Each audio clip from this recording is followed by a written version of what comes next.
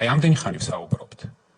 და ერთი კითხვა არ დაგისვამთ. კაცო, ეს გავრილოვი საქართველოში როგორ ჩამოვიდა? ვინ ჩამოიყვანა? რატო შემოუშვით საზღვარზე მაშინ, რა ვიცი, ეს მაშინ თქვენ დაკონტროლებდით საზღვარს.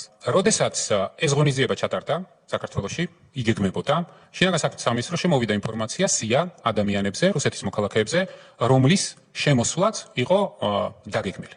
მაშინ ჩვენ შინაგან საქმეთა სამინისტრომ ისევე როგორც უსმა სხვათა შორის კატეგორიული უარი განვაცხადეთ ამ ხალხის შემოსვლას. იქ ხო დაახლოებით 10 თუ 12 კაცი არ მახსოვს ახლა. ბევრად უფრო ოდიოზური გვალები იყო ვიდრე გავრილოვი. ეს ხალხი იყო ყველა დაბრაკული, მაგ ნაწილს ჰქონდა კანონი დარღვეული, ამ ვაჟბატონს კანონი დარღვეული არ ჰქონდა, მაგრამ ჩვენ ჰქონდა შესაძლებლობა პოლიტიკური მიზანშეწონებიდან გამომდინარე ეს კაცი არ შემოგვეშვა და ჩვენ ვთქვით რომ ამას არ უშვებთ. ატყდა ერთი ამბავი. პარლამენტიდან რეკვები, თხოვნები კატეგორიულად ამ ხალხის შემოშვებაზე განვაცხადეთ უარი. ამის შემდგომ იმდენად დეტალებში ვიყავით შესული ამ საკითხში, იმიტომ რომ ეს მართლა სერიოზული რისკი იყო. მაშინ პარლამენტის ხელმძღვანელობამ აიღო კონკრეტულად პასუხისმგებლობა იმასთან დაკავშირებით, რომ ამ კაცის შემოშვების შემდეგ შეიძლება დავასრულო რა. ამ კაცის შემოშვების შემდეგ და ეს პარლამენტის ხელმძღვანელობა იყო კობახიძე, რომელმაც თქვენ კი იცახეთ რომ ქვეყნის გარეთ იყო, მაგრამ მასპინძლობა და ღვინოს მე ვსვამდი კაცო გავრილოვთან.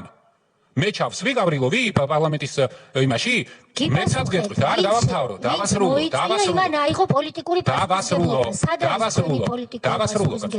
ხომ აქ ამის შემდგომ იქამდე იყო შეთანხმება მისული რომ ამ ღონისძიების რომელიც იყო საერთაშორისო ღონისძიება და საერთაშორისო ღონისძიება რო იყო ამით დაგვიწყეს შანტაჟი რომ საერთაშორისო სკანდალში გაეხვევა ქვეყანაო და გინდა თუ არა უნდა შემოვიყვანოთო მაგრამ მაინც რო კატეგორიული წინააღმდეგი ვიყავით მე რეთქვეც რომ მას ყავდა მოადგილი ამ პრეზიდენტი იყო ეს კაცი რომ ვიღაცა სხვა ჩაატარებდა ამ იქნებოდა ხელმძღვანელი ამ კონფერენციის ამის შემდგომ მოხდა ის რაც მოხდა ამათ საღამოს მოუწყვეს იქ რაღაც რესტორანში KP ღვინო დალიეს ჭიქები უჭახუნეს დაჯდნენ თვითმფრინავში და წავიდნენ აი ეს იყო სიმართლე და რეალობა და არავინ ვინც აიღო პასუხისმგებლობა ამ კაცის საქართველოში ჩამოყვანაზე და შემდგომ იმაზე რაც შეიძლება მომხდარიყო ვერავის ვერ დაურეკავდი და ვერც ერთი პოლიტიკური პასუხისმგებელის ტიპი რომლის მოძებნაც მაშინ გვინდოდა ვერავინ ხალხზე ვერ ვიპოვეთ